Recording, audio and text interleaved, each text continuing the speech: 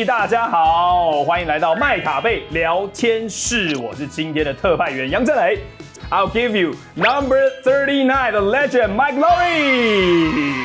Hey, Li He, we're sure Lo Li.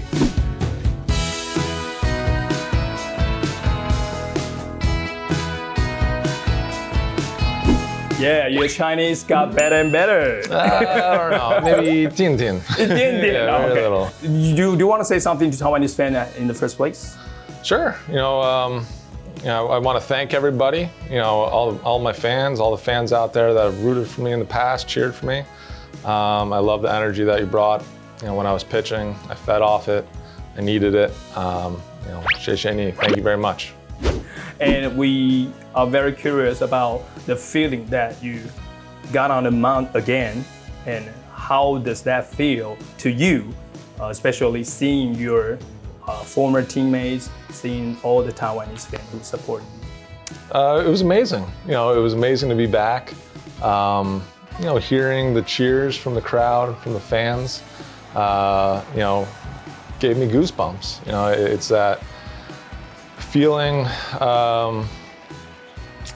that's very hard to describe, but a feeling that something I'll never forget, and that I'll take with me for the rest of my life. After your retirement announced, maybe half a year or a couple months, people are wondering, how is your retirement life look like? I'm definitely at peace with my decision, and I think I made the right decision. I do love baseball still, and fortunately I'm still in the game, as a foreign player scout for Fuban, so I still am actively in baseball as well. I was coaching my son's little league team this year, so I got to help out younger kids, and that was my first time coaching baseball at that level, so that brought some challenges, but it was very rewarding. Okay, that's where you start your scouting job? Literally, yes. Very nice. I got a couple of good 10-year-olds. Good, nice. Yeah. Okay, let's talk about the book. Okay. Yeah, I read a book already. I believe a lot of people have read about that. You share your life in CPBL. Yeah. Why you write a book, and can you tell us what can we learn from this book? Sure. I ended up deciding yes to writing the book. I think my story kind of reflects that. I wasn't the most talented baseball pitcher in the world, but I was able to get the most out of myself and to give myself the opportunity to have the career that I did. Two, I thought, selfishly, it'd be fun to be able to give it to my kids, and as they grow up and have children, maybe they give it to their kids and kind of tell them about their granddad and our experience here in Taiwan, and what it meant to us as a family and our experience here. So I think that's ultimately why I wanted to write the book. What's that feeling you share the first time that you got on the mound in Taiwan professionally? I was excited, because I wanted to be here, and I wanted to do my best. So, I think there was a lot of excitement, a lot of adrenaline. My heartbeat was probably going pretty fast. But I remember settling in kind of after that first at bat. I remember someone hit a double off the left field wall. I can't remember who, but that kind of all right, here we go. These guys can play, so you better bring it. You better do your best here. You're gonna be home pretty quick. Can you share the feeling that when you finish this long journey in Taiwan, how does that mean to you? It was an amazing feeling. It was something that I tried never to reflect too much on my career as I was playing, because I was too concerned and too focused with what I needed to do today, what I needed to do tomorrow to be at my best. So I tried not to look in the past. And then, at the end of my career, kind of when I picked my head up and I kind of looked back and I was like, oh wow, like I put together 9 years here, and that's something I would have never dreamed of. And in your books, you talk about Coach Robert had helped you a lot. Can you share that part? SB did help me because, at that point in my career, when I got back from Korea, I had lost some velocity because I had gotten hurt in Korea. So I was pitching predominantly away to hitters, away to lefties, away to righties. And he really got on me by like pitching inside, pitch inside, pitch inside. And so I bought into it then, and I started pitching inside more. And I saw the good results that came with it. And so I just stuck to it. And it helped me too, because as my velocity ended up coming back, I started kind of throwing a little harder, getting back to that like 140, 144 range. And now I'm also pitching inside more. It really helped me as a pitcher. Did you mind talk about the small part that in your book talking about Coach Huizong? Sure. You just have different styles, and I think it's okay to disagree with somebody. Like, you don't have to agree. I don't have to agree with him. He doesn't have to agree with me. And I just think we had two different, styles that conflicted with each other, and it's okay. Actually, in my opinion, I think it is good when you have conflict between teammates or coach and players, because it means that you both have your own opinions. Sure. Yeah, you want to insist on that, the different style. Yeah. Right?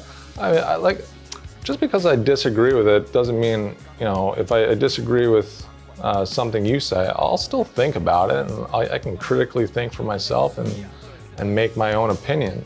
And I think that's perfectly okay for people to do that, to disagree, but as long as you give it thought and you kind of think why you disagree with it and you have a reason, I think that's fine. There's a chapter talking about your fork in your book. You want to share with us? Again, it came out of like necessity.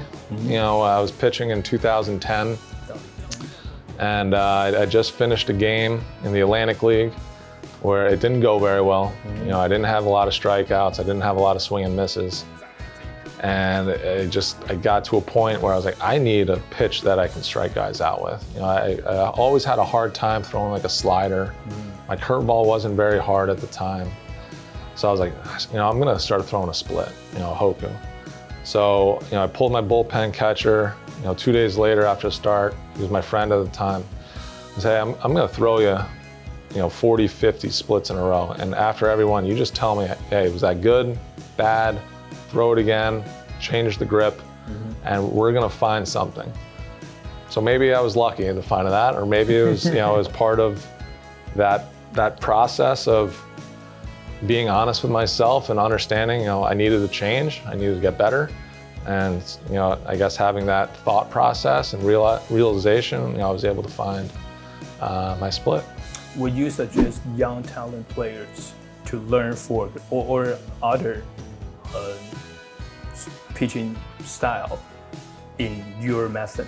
I think young players, I don't think it has to be one particular pitch, but like it has to be a fork or it has to be a slider.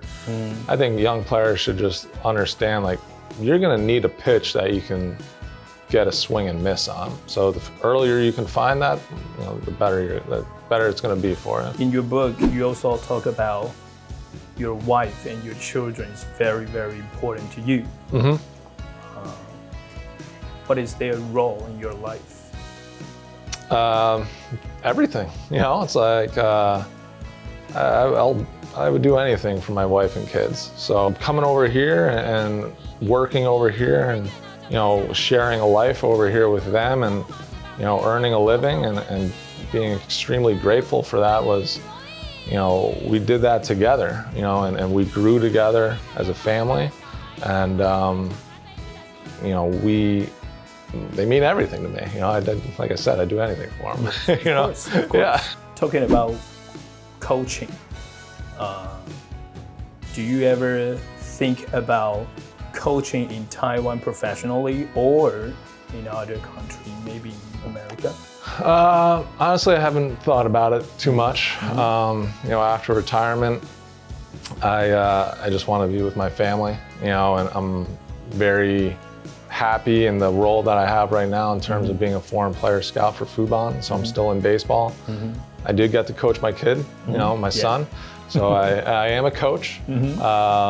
So I'm very happy kind of with what's in place right now. Would you face the camera and you can introduce your book and welcome them to read it? Sure. Li He, Mike Lurie here, former pitcher in the CPBL for the Fuban Guardians. Recently wrote a book about my career here in Taiwan, my love and passion of baseball, especially my time here in Taiwan in the CPBL playing for Fuban. A lot of great stories. I think you'll find it very interesting. Hope you go out and read it. 好，这个是罗力呢的特别推荐他的这本书。那当然呢，我们订阅麦卡贝的运动频道也可以来参加抽奖。今天花了下午的时间，短短的时间，我们获得非常多的资讯，也非常谢谢罗力。Thanks, Mike. Thank you. Thank you. That was fun. What about Bruce? What is his role? Uncle Bruce? Uncle Bruce. Bruce, approached me through Xiao as, hey, are you interested in, possibly writing a book? And so that's how Uncle Bruce came into the picture. Cool. Yeah, he's the man with the plan. Hello， 大家好，我是泱泱。看完影片呢，记得要点一个爱心。如果还没有订阅的朋友呢，记得帮我点一下订阅，并且开启小铃铛哦，这样子就不会错过我们任何一支最新的影片喽。